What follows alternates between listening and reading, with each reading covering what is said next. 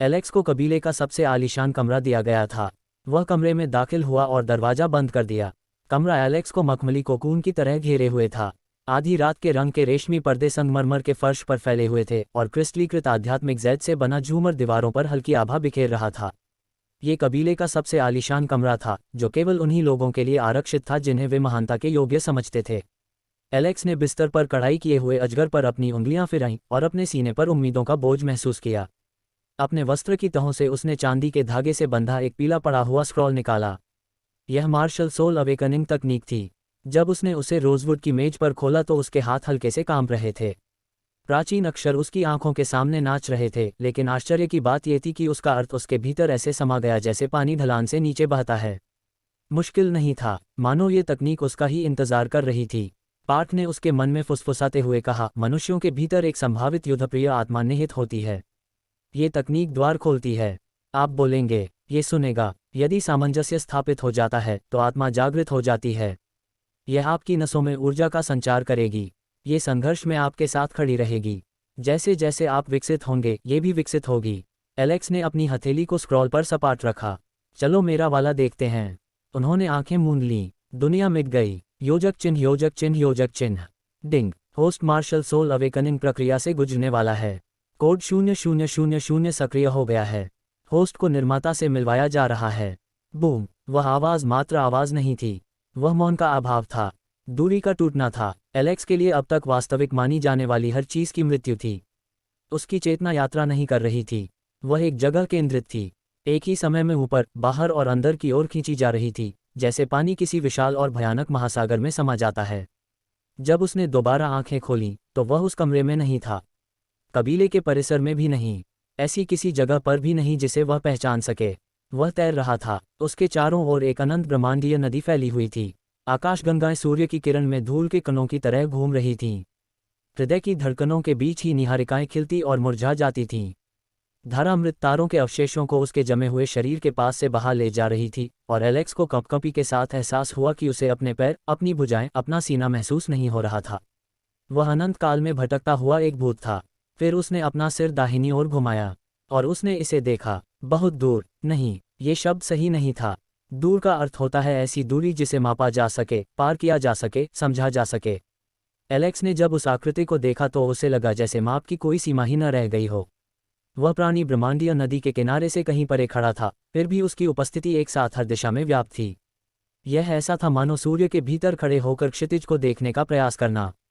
वह प्राणी विशाल था, लंबा नहीं, विशाल। एलेक्स को उतनी ही स्पष्टता से समझ आ गया जैसे कोई चूहा बाज की परछाई को समझ लेता है कि यह आकृति ब्रह्मांडीय नदी को एक हथेली में समा सकती है और उसके भार का उसे एहसास भी नहीं होगा। उसने उसके आकार को मापने की कोशिश की, लेकिन उसका दिमाग बस रुक गया, इनकार कर दिया, जैसे कोई प्याला समुद्र को थामने की कोशिश कर रहा हो। दो हाथ आगे की ओर फैले हुए थे। प्रत्येक हथेली में कुछ घुमावदार आकृति थी। बाएं हाथ में असंभवता का एक गोला था। प्रकाश, अंधकार और अवास्तविक रंग एक दूसरे में इस तरह समा रहे थे जैसे प्रेमी हों। दाएं हाथ में कुछ नुकीली वस्तु थी, शायद कोई हथियार। उससे एक ऐसा दबाव निकल रहा था कि एलेक्स की आत्मा सिकुड़कर छिप जाना चाहती थी। और पंख, चौवन जोड़े, जमे हुए सन्नाटे से गड़े हुए कांच की तरह पारदर्शी। वे प्राणी की पीठ से ऐसे फैले हुए थे मानो किसी जहाज के पाल हों जो समय के चलने से पहले से ही चल रहा हो। प्रत्येक पंख एक सपाट रूप में सिमटा हुआ ब्रह्मांड था। प्रत्येक पंख प्रकाश में लिखा अस्तित्व का एक नियम था। एलेक्स का गला बंद हो गया। उसने रहस्योद्घाटन की आंख को सक्रिय किया। उसे लगभग पछतावा हुआ कि काश उसने ऐसा न किया होता। नाम, सृजन का देवदूत। पद, परम वास्तविकता से ऊपर। स्थिति, दमित। क्या ये शब्द उसके होठों से ऐसे निकला जैसे कोई पत्थर खाई में गिर गया हो। उसने अपनी निगाहें जबरदस्ती आकाशीय पिंडों पर टिका दीं। नाम, होराई। रैंक, परम वास्तविकता। नाम, सृजन का हथियार। पद, परम वास्तविकता से ऊपर। प्रधान अभयारण्य एक पूर्ण वास्तविकता थी और ये देवदूत उसे अपने हाथ में थामे हुए था।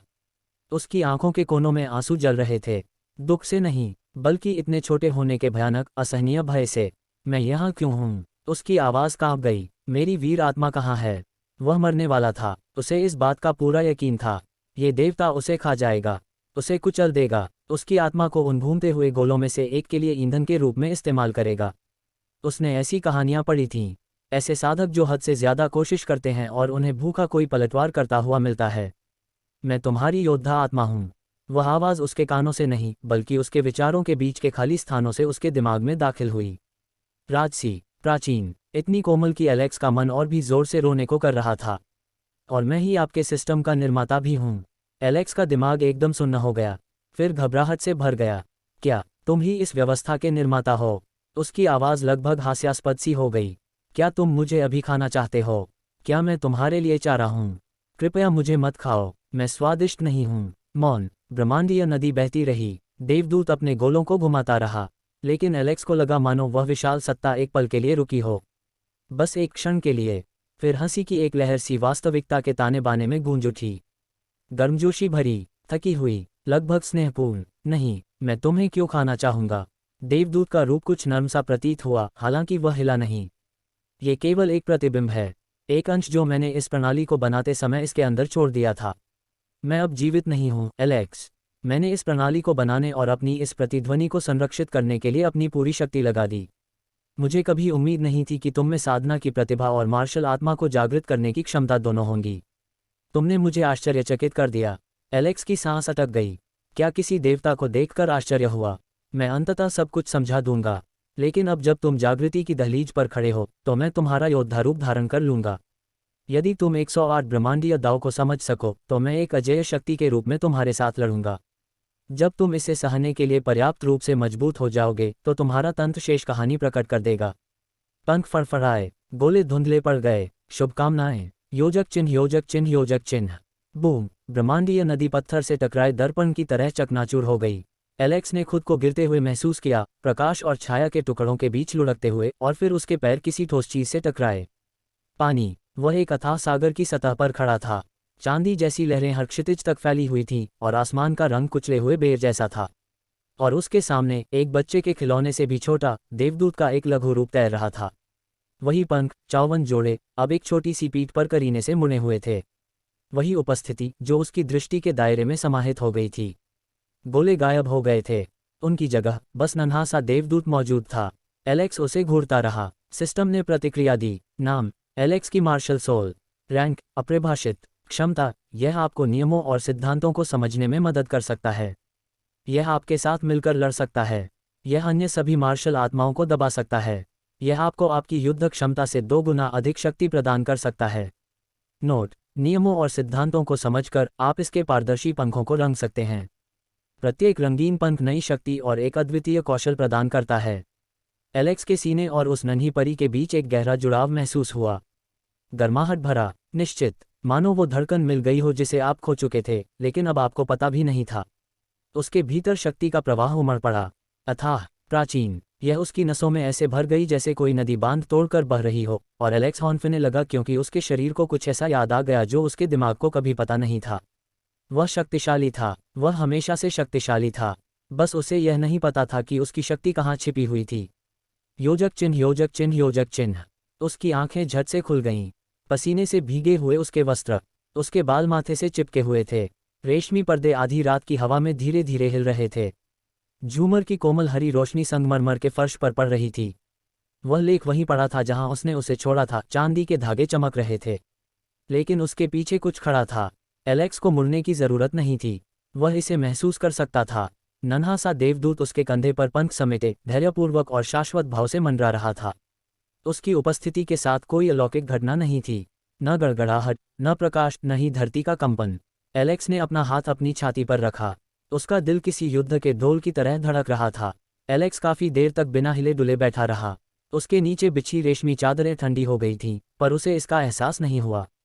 ऊपर लगे जैद झूमर की रोशनी गहरे नीले रंग से बदलकर सुबह की हल्की बैंगनी हो गई थी, पर भी उसने उसे नहीं देखा। उसकी पूरी दुनिया उसके पीछे मौजूद उस शख्स तक सिमट गई थी। वह नन्हा फरिश्ता, उसकी वीर आत्मा, एक मृत देवता का अंश जिसने उसे ऐसे कारणों से चुना था जिन्हें एलेक्स समझ ही नहीं सकता था। उसने धीरे से अपना सिर घुमाया, इस डर से कि कहीं हरकत से जादू टूट न जाए, कहीं वह आकृति सुबह की धुंध की तरह गायब न हो जाए। लेकिन वह वहीं रही, संगमरमर के फर्श से 3 इंच ऊपर मंडराती हुई। उसके 54 जोड़ी पारदर्शी पंख लैंप की रोशनी को पकड़ रहे थे और उसे इंद्रधनुषों में बिखेर रहे थे जो दीवारों पर नाच रहे थे। देवदूत का चेहरा चिकना और भावहीन था, मानो पॉलिश किए हुए मोती का मुखौटा हो, फिर भी एलेक्स को यकीन था कि वह उसे देख रहा है, इंतजार कर रहा है।